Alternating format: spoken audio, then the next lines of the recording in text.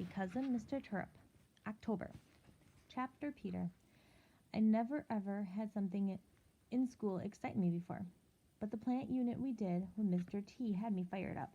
We grew these bean plants from seeds, and once they got big enough, we started doing different tests on them. Variables, Mr. T called them. First, we stuffed the plant inside a box with just a little tiny hole in the side, and we waited to see what the plants would do for a few days in the dark. Anna had a meltdown. "I don't want you to put mine in a box," she cried. Mr. T had to take her out in the hall and calm her down. I was kind of shocked. Usually she doesn't say anything. What a weirdo, I thought. It's no wonder why she doesn't have any friends. It's a good thing Danielle was her partner. She's patient and kind. Anyone else would have been fuming. My partner was Lexi, which was fine. She let me do whatever I wanted. Next, we put the plants on their sides to see how they would grow. I couldn't believe it. The plants bent and still grew up towards the ceiling. That was pretty cool. But the best part was what we did at the end. Mr. T let us feed our plant any concoction we wanted to over the course of a few weeks. There was only one rule. We couldn't use any ingredients that would spoil, stink up the classroom, like milk, or something that was not good for us to breathe, like gas. There were some pretty wild concoctions. David and Nick used salad dressing because, according to them, plants make salad, so the plant would like salad dressing. Brenda and Heather used orange juice mixed with ketchup and Pepto-Bismol. I'm not sure what they were thinking. Mine was the best, though. I brought in used cat litter, soda, a little maple syrup, and I did my best to mix it together and feed it to my plant. Lexi wasn't real happy with my choice of ingredients. I also didn't tell her that I peed in my soda bottle a little bit too. "Peter, you moron, this stuff is gonna kill our plant," she whined. "Oh, shut up. You never cared about that plant before anyways," I said. "Well, I care now," she said. "Lexi, maple syrup comes from trees. I do drink a lot of soda, and I'm growing, and farmers put animal manure on their fields all the time, so zip it, it's going to work." Our plant was dead in 2 days. Danielle and Anna did the best. Danielle used some natural ingredients her mother had taught her, or her grandmother had taught her about. Something about the old-time farmers really used what the old-time farmers really used. Danielle lived on a farm, so she had a big advantage. Her concoction worked, and it worked big time. She and Anna were the only ones to come up with food that the plant actually liked. Anna was all smiles when Lexi said, "Like, you're just lucky Danielle was your partner. She did everything." Then Lexi turned to me and added, "Even if she is fat." I don't think anyone else heard, but I laughed. I know I probably shouldn't have. Anna's smile disappeared and she stared at the floor. Poor Luke sure tried.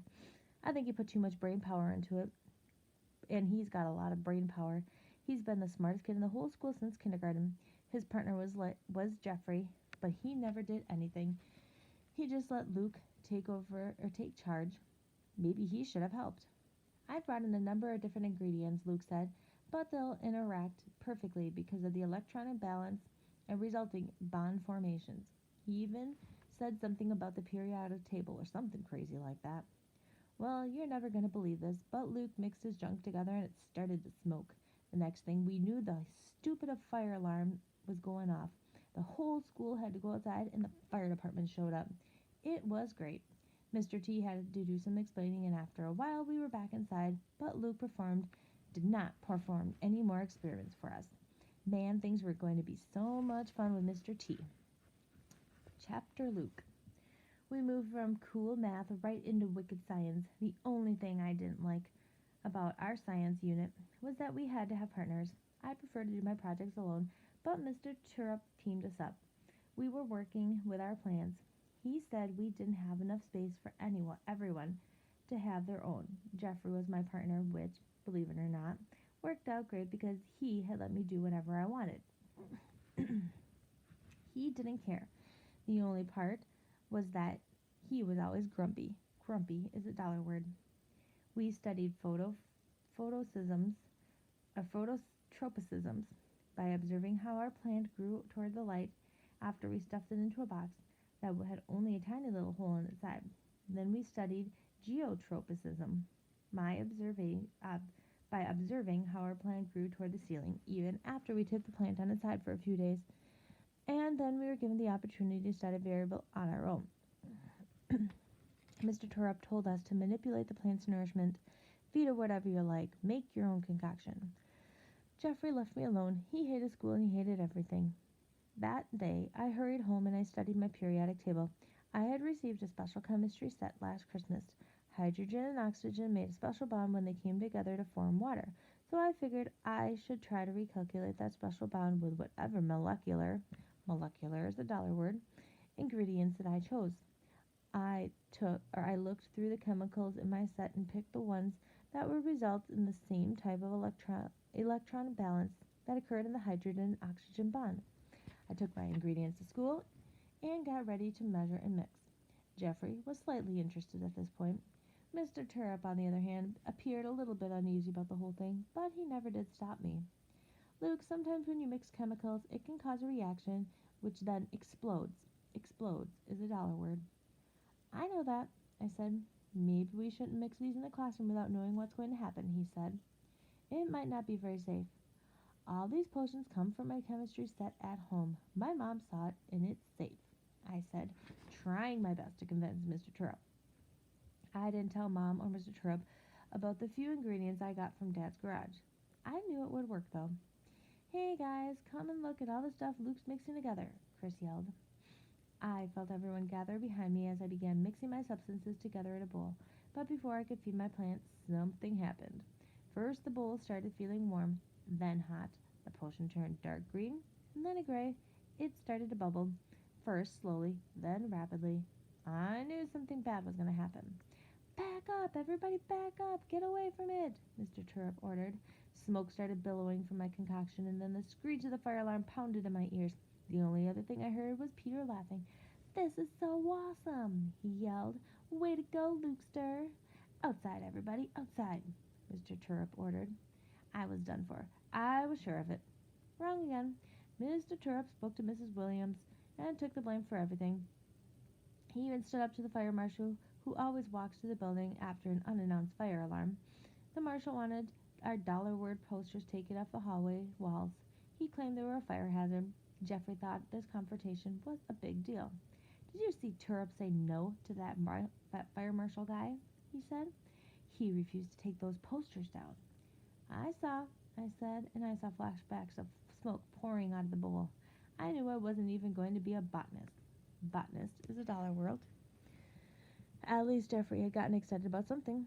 I wish Mr. Terupt hadn't trusted us so much. Maybe it was because he was a first-year teacher and I didn't know better. But I don't think it was. I think it was a case of Mr. Terupt being a very special teacher. Chapter Jeffrey. Luke was trying to feed our plant. I saw the smoke rising. I knew what was going to happen. Terupt did too, because I saw him go to the window right away. Not fast enough, though. The alarm still went off, and the whole school had to go outside because of Luke.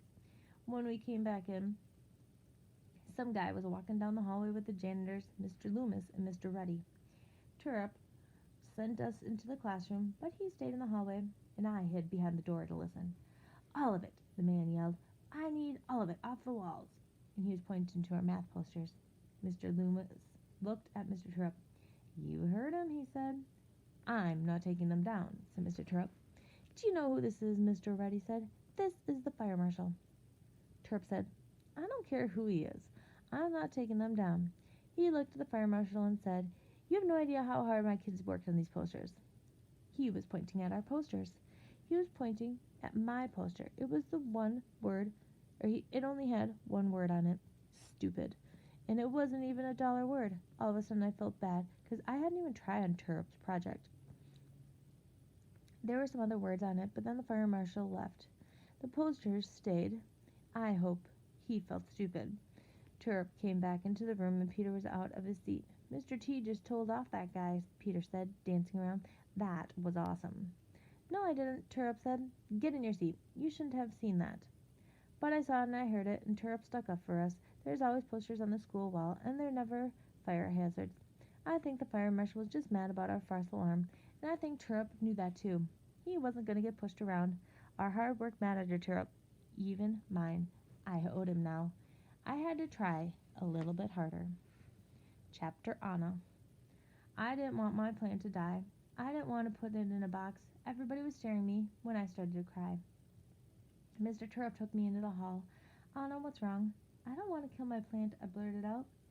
My back slid down the wall and I put my head in my hands. We're not going to kill your plant, Mr. Terupt knelt down in front of me. Yes, you are, I said. If we put it in a box, it's going to die. We'll take care of it before it dies, he promised. No, I don't want it to hurt. Tell you what, Anna, let's do experiments that are lined up for your plant. We have to because Danielle is your partner and she needs to do science too. And then when we're all done, I'll let you take my plant. Mine is the control, the one we didn't do anything to. I still don't like the idea of hurting my plant, but I like the idea of getting the control. I think you saw my hesitation. Plus, since you're working with Danielle, I have a feeling that your plant is actually going to be just fine.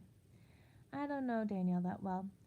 She's never been in my class before. She seems nice, and I like her. Sometimes she's friends with Alexia. I don't know why. I'm glad I'm partners with Danielle and not Alexia. I've never been in Alexia's class, but I can tell that she's a mean girl. All the girls listen to her, though. Katie, Emily, Heather, Natalie, all of them. Not me. I'm just going to stay away from her.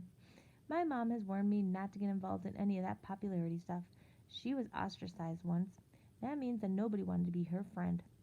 My mom told me it was like there was a big group of people holding hands in the circle and she was never let in. She always had to stand outside in the circle. Mom doesn't ever want that to happen to me. It was when she was 16 and pregnant with me. I can tell that she still hurts inside from all of it. Even her own parents shunned her. That's why she quit school shortly after I was born and moved out. She tried to move in with my dad. I've never met him, but that didn't work out and he left. Mom says we can talk about my dad and the whole situation when I'm older. All I know is that she says he's a nice man. My grandpa and grandpa, who I've never met them, still don't want anything to do with us. I moved far away from my mom after she moved out. My mom might be young, but she's a great mom. She's my best friend and I love her. If you love someone, you don't quit on them just because they make a mistake. Mr. Terupt helped me stand up. Trust me on this one, he said. Be positive. We headed back into the classroom. My plant was in the box and came out a few days later. It was a little bit yellow and did not have a whole lot of new growth, but it was alive. Turning it on its side wasn't harmful, so I was okay with the test. And then it was our chance to feed whatever we wanted to it. Mr. Torb was right. Danielle knew what she was doing. Here's a list of things we can mix together, Danielle said. I read the list. I didn't know everything that was on it. How did she? My grandmother helped me. She's always been good at growing things. She's the reason we have successful crops on our farm. Both of us brought in some of the ingredients, and we mixed them together and fed our plant. Ours was the only one to survive. It turned really, really green, and it grew and it grew and it grew. I took the control home, but Danielle and I decided to leave our plant in the school. We kept feeding it, and everyone watched it grow. It grew almost to the ceiling, wrapping itself around the cord of the blinds all the way up. Then one day it was knocked over. Somehow our super duper plant fell off the windowsill. Nobody knows how it happened. I have a pretty good idea, though. I bet Alexia did it. Because it happened when she was being nasty to Danielle. I'm thankful Mr. Terupt let me take the control home. I don't want her to hurt that one, too. I like being Danielle's partner, and I wonder how now if Mr. Terupt knew that he was starting between Danielle and me. I wonder. Chapter Jessica.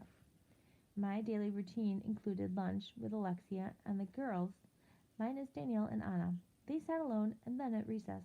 Alexia found it funny to see how upset Danielle would get. Right about this time I was finishing the book Belle Teal. I loved Belle. I wanted her to be my friend. She was honest and courageous, but what would Belle do in my shoes? That was easy. She would do the right thing, and doing the right thing meant giving someone else a chance. There didn't seem anything like Alexia made her out to be. I decided it was time to talk to Danielle myself and find out for sure. I set out to find Danielle the next day at recess, and I spotted her from a distance. She was drawing in the dirt with a stick. Hi, Danielle, I said, as I approached, clutching my latest book, Where the Red Fern Grows. What do you want? She shot back, jabbing her stick into the ground really hard, causing it to snap in half. She turned and walked away. It sounded like she was crying. Are you okay? I asked, walking closer. No, Lexi's being really mean to me, and it's all your fault. She threw her stick on the ground. My fault? She blamed me? Why didn't I see this coming? It made perfect sense. I was a new girl, and my arrival pushed her out of the group. I'm sorry, I said. I stood there, and I wanted to be back in California anyways. I missed my dad. Danielle began scratching pictures into the dirt with her finger. I'm sorry I said that. It's not your fault. I sat down. It's just that Lexi's ignoring me, talking about me, saying mean stuff, Danielle went on. She doesn't sit with me at lunch. She's not playing with me, and now all the other girls are doing the same thing. They always do what Alexia says. Anna's the only one who's still nice, and I'm not supposed to be friends with her. Why not? I said. My family, especially my grandma, thinks she's a bad influence. I don't get it. My mom and dad used to be friends with her grandparents, and you mean her parents? I interrupted. No, her grandparents. Danielle stopped moving into the dirt and explained. My mom and dad are 47. They had my older brother Charlie when they were 20, the same time Anna's grandparents had Anna's mother. They were all friends at church. That's how they know each other. Charlie's 27, so Anna's mom must be 27 too. And Anna's 11. I said quickly, putting things together, so that means that her mom was 16 when Anna was born. Correct, Danielle said. And that's why your family, especially your grandmother, thinks that Anna will be a bad influence. I asked. Yes, Danielle said. I think they figure that Anna will be like her mom, and that's not the type of people that churchgoers should associate with. I don't like what I'm hearing. None of it seemed very fair to Anna, but I wanted to learn more about her mother's story. So what happened after Anna was born? I'm not sure, Danielle said. I just know that it's only Anna and her mother now. None of that's her fault, I said matter-of-factly. Danielle nodded. She bent forward and started drawing in the dirt again. I decided not to push it anymore. She seemed upset by it too. I'll play with you, I said. You will? The hint of a smile spread its way across Danielle's dirt-streaked, teary face. Sure. I won't listen to Alexia. I slid where the red fern grows off the slide and dug it into the earth with my finger. I know that book. My grandmother has read it to me. It's a very good book, I said. Everybody likes the character with the dog. That's something my dad told me. It's a very sad story, Danielle said, but I won't tell you what happens. Please don't. We can talk about it when I get done, though. Sure, she said, shrugging her shoulders. We sat next to each other, scratching pictures into the dirt until the whistle sounded. Recess was over. We stood and we brushed ourselves off. That was when I saw Danielle's dirt sketch of two dogs. That's a great picture, Danielle. Thanks, she said. I like Danielle. There's a lot of interesting things to learn about her. I could tell. I grabbed my book and we headed toward the building. And then I saw Anna wandering over by herself. I wondered if she wanted to be a loner, or did she want to be friends? Why did she try so hard to be invisible? Was she embarrassed by her family situation? And how many people actually knew all that stuff about her mother? I was walking with Danielle when all of a sudden she brushed ahead of me and hurried inside. Looking up, I found out why. Alexia got right in my face. Like, what do you think you're doing? I thought I told you to be, or not to be friends with her. Alexia's head jerked from side to side as she talked. It reminded me of a bobblehead. She blocked my way, her hands on her cheetah-patterned hips. There's nothing wrong with Danielle. Besides, I can play with whoever I want, I said. Fine, then, you're not my friend anymore, Alexia said. She knocked where the red fern grows out of my hands, and then she whipped around and stomped away. I wasn't upset, but I'm not stupid either. I know Alexia was going to make my life miserable. That was just her game. She was good at it too. Still, I had no clue how bad things would really get. Chapter Alexia. I saw Jessica talking to Danielle. I saw them playing that double-crossing no-good Miss Perfect from California. She was going to get it. I went up to her after recess and I smacked her stupid book out of her hands. Who did she think she was anyways, messing everything up? I couldn't let her stand up to me and get away with it. Then somebody else might think they could do that too. I wasn't about to let that happen. Nobody messes with Alexia. Then I had to deal with Danielle. I caught her inside and followed her into the bathroom. I was like, hey, what are you doing? She backed up to the stall. Nothing. What's wrong? I was like, you're crazy to be friends with that new girl. I told you she's been saying nasty stuff about you. How you smell like a farm And just now she said, "Who's bigger, Danielle or a cow?" Now Danielle was crying. Score! I hugged her. I was like, "We've been friends a really long time, Danielle, since second grade. We don't need that new girl." She was still crying, and I hugged her again. I was thinking, "This will teach you to mess with me, little Miss Perfect." I let go of Danielle and walked over and stood in front of the mirror. I fixed the scrunchie in my hair and readjusted my scarf. I reapplied some Princess Pink lip gloss. I was like, "Don't you worry, Danielle. We'll get her." Chapter Danielle. I ended up talking and playing with Jessica at recess. My troubles with Lexi weren't her fault. I told Jessica about Anna. Jessica thought Anna seemed nice, which was true. Anna was my science partner for the plant unit, and I liked working with her. "You stay away from that girl, you hear me?" Grandma said when I first mentioned Anna's name at home. "Your grandmother's right, Danielle. That girl comes from a bad family," Mom said. "She'll be a bad influence." I wanted to know why, so Grandma filled me in on Anna's story. I just listened, but I couldn't help to think about what, I couldn't help thinking about the Anna that I knew. She did not seem bad at all. In fact, I already liked her and I wanted to be her friend. I figured that as long as I wasn't going to her house, I could be friends with Anna at school. Before long, it was time to head inside. I walked alongside Jessica until I saw Lexi marching towards us. She had a mean scowl on her face and she looked mad, real mad, like a mama cow determined to keep you away from her new calf. I rushed ahead. I didn't want to fight. I felt bad for leaving Jessica behind, but I wanted to avoid Lexi. I headed inside and hid in the bathroom, and then Lexi found me. The bathroom door flew open, and she got right in my face, and she told me all the mean things that Jessica was saying about me. Like, "You can't even ask Katie or Emily. They'll tell you. Little Miss California is a two-face. Nice to your face, mean behind your back. You need to stay away from her." That's what she told me. And I started to cry. Why would Jessica say those mean things? Lexi hugged me for a second, but it didn't make me feel any better. Then she walked towards the sink. She stood in front of the mirror, fixing herself. I sat in one of the stalls, wiping my tears. "Like, you know what else?" Lexi said. "Jessica is the one who killed your plant. Like, she knocked it over on purpose. She told me." I've known Lexi since second grade, when she was all nice. She even came over to my house once that spring, and her father's boas weren't a good match for my farm, so she had never been back. And then in third grade, she started with her mean games, so she's never been back to her house. So I've never been back to her house. We're friends at school when Lexi says so, and that's it. Grandma says something's going on with Lexi, and we don't know about it, and that it's not best or best not to worry about her being a friend. But I did worry. What was the truth? Was there anyone I could be friends with? Dear God, it's Danielle. I'm going to need your help sorting out all this girl stuff. I hope you don't mind. I'd rather not get Grandma involved. She doesn't even understand. Thanks. Amen.